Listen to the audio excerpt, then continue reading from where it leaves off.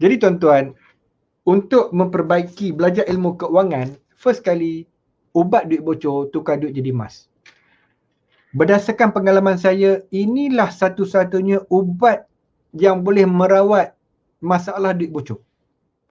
So far saya dapati ini ubat yang paling ampuh, paling berkesan untuk orang yang ada masalah duit bocor. Tuan-tuan tengok duit tu berapa banyak, tukar jadi emas, pegang dalam tangan. Contoh pernah saya punya customer ada 60,000, dia tukar jadi 250 gram. Saya kata, ni 60,000 ni, okay, 65,000 masa tu, kalau tak 65,000, 64,000. Saya cakap, tuan, kalau tuan pegang 64,000 ni, tuan fikir nak beli tu, nak beli ni, semua nak guna, nak pakai. Tapi tuan tengok bila ada 250 gram dalam tangan, apa rasa? Dia rasa seronok, Cik Syukur. Rasa nak simpan. Betul, emas ni, dia punya association dengan otak kita adalah simpan. Tuan-tuan, antara benda yang unik tentang emas adalah otak manusia bila pegang emas, dia akan associate dengan emas ni berharga, aku nak simpan elok-elok, tak nak bagi hilang. Itulah perasaan bila tuan-tuan pegang emas. So, duit tukar jadi emas, terus perasaan nak berbelanja tu hilang, dia rasa nak simpan, nak pegang elok-elok. Tu ya tuan-tuan. Sebab itu, emas adalah ubat duit bocor yang paling mujarab. Kalau tak percaya tuan-tuan, try beli emas pegang dalam tangan. Lepas tu emas ni tuan-tuan akan simpan. Pegang duit 1,000. Nak belanja, nak beli tu, nak beli ni. Okey. Kemudian, seterusnya. Kenapa? Tadi saya sudah cerita. Yang pertama, fitrah manusia dengan emas nak simpan. Tuan-tuan tengok gambar yang saya letak ni. Ini adalah 5 gram yang saya letak dalam wallet. Okay, sekarang ni saya dah letak dalam peti saya. 5 gram ni harga dia 1,000. Bila saya letak dalam wallet, saya ni. Okay, dulu saya letak kat sini. Okay, wallet 5 gram ni. Sekarang ni saya simpan dekat dalam peti tu. Saya memberitahu diri saya, Syukur, ini adalah RM1,000. Tetapi, bila kau tukar dia jadi emas, kau tengok RM1,000, kau akan letak balik. Tuan-tuan, emas RM1,000, 5 gram, kita tarik daripada beg duit, lepas tu kita akan letak balik.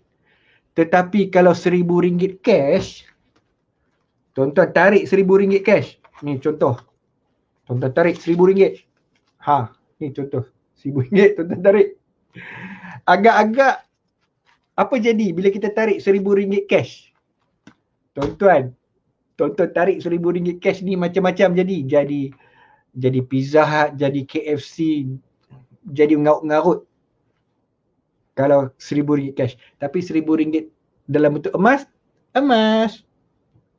letak balik. Selamat duit tuan-tuan RM1,000 sebab dia jadi emas. Jadi sebab itu saya suka untuk tuan-tuan simpan 5 gram ini sebagai satu signal bahawa bila kita tengok RM1,000, sekarang ni dah lebih lah, dulu RM1,000 je, sekarang dah lebih. Okay, bila tuan-tuan tengok emas RM1,000, tuan-tuan boleh letak balik. Tapi kalau tuan-tuan tengok duit RM1,000, tarik habis, hilang. Barang siapa yang tidak percaya apa yang saya cakap, cuba try. Kadang-kadang saya nak cakap kat tuan-tuan benda yang tuan-tuan tak pernah buat ni, tuan-tuan tak faham. Kecuali tuan-tuan buat dulu, baru tuan-tuan akan faham kenapa saya cakap begitu. RM1,000 dalam bentuk emas, kita boleh tahan tengok, kita suka, kita simpan balik. Okey. Ada orang komen, Faiz Dahrin, kalaulah RM1,000 ni dalam wallet, tarik, jadi apa? Jadi sofa. Okey, macam-macam jadi. Baik. Yang kedua, fitrah manusia dengan emas nak kumpul banyak-banyak. Okay. Untuk tuan-tuan yang tidak faham, betul ke Cik Syukur, manusia ni fitrah dengan emas dia nak kumpul banyak-banyak? Tuan-tuan start dengan sebiji dulu emas. Baru tuan-tuan akan faham apa yang saya cakap. Untuk mereka yang tidak pernah simpan emas fizikal dalam tangan, tuan-tuan akan cakap, Ya ke simpan emas ni nak kumpul? Ya ke Cik Syukur?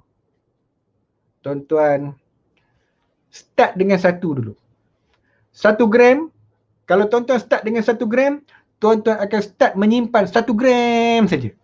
Jika tuan-tuan start dengan 1 dinar, tuan-tuan akan rasa nak simpan 1 dinar saja. Jika tuan-tuan start dengan 5 dinar, tuan-tuan nak 5 dinar saja. Jika tuan-tuan simpan 10 dinar, tuan-tuan nak simpan 10 dinar saja. Apa yang tuan-tuan start simpan, itu yang tuan-tuan akan terpengaruh untuk kumpul.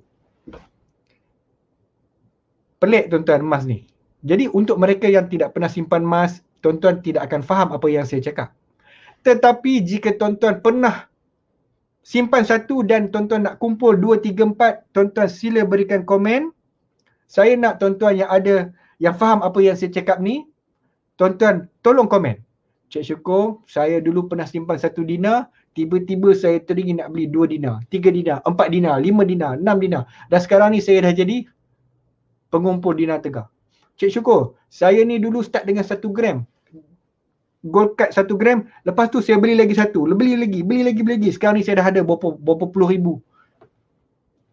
Saya pernah jumpa orang yang simpan 1 gram, 1 gram jongkong emas tu 1 gram, RM60,000.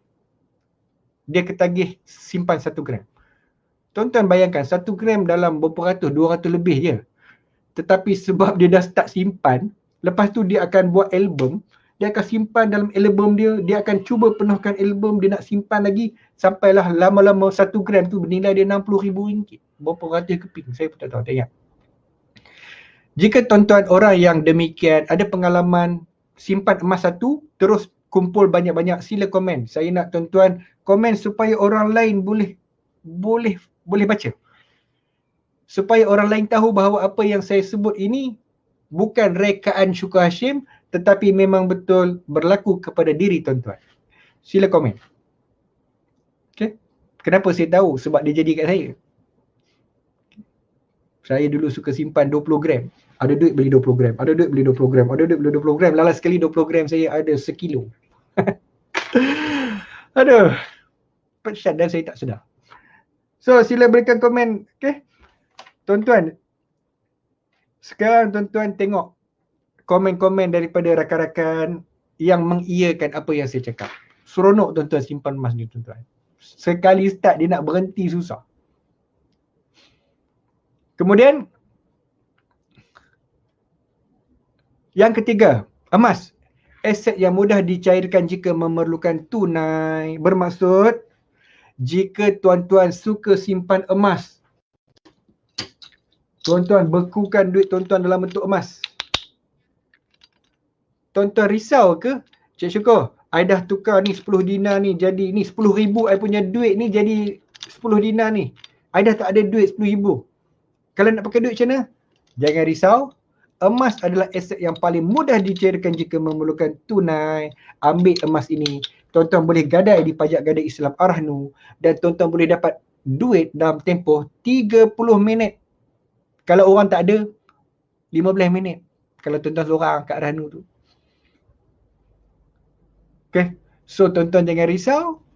Ada emas, ada duit. So, it's very liquid. Cik, wah sepokang sikit . Jadi siapa yang pernah gadai emas untuk dapat duit, sila berikan komen. Cik Syukur, saya pernah gadai emas, dapat duit, bayar road-tax, bayar insurans. Selalulah ada orang selalu buat macam tu, teknik macam tu. So sila berikan komen siapa yang ada emas dia gadai untuk dapat duit dan dia buat apa-apa saja. Lepas tu dia ada duit, dia tebus balik. Sila komen supaya orang lain boleh tengok. 2,300 orang sedang menonton Facebook live saya dan mereka yang tak ada pengalaman, mereka nak tengok. Betul ke ni Cik Syukur? Ada orang gadai emas, bayar road-tax, gadai emas, bayar insurans, nanti dia kumpul duit, dia tebus balik emas dia. Emas tak hilang, road-tax boleh bayar. Malam ni saya bukan nak cerita banyak pasal Arhanu. Arhanu ni dia ada topik yang sangat panjang. Dia ada skill, dia ada topik skill Arhanu. Sebab Arhanu ni kita boleh pinjam 6 bulan, lepas tu kita boleh buat overlap.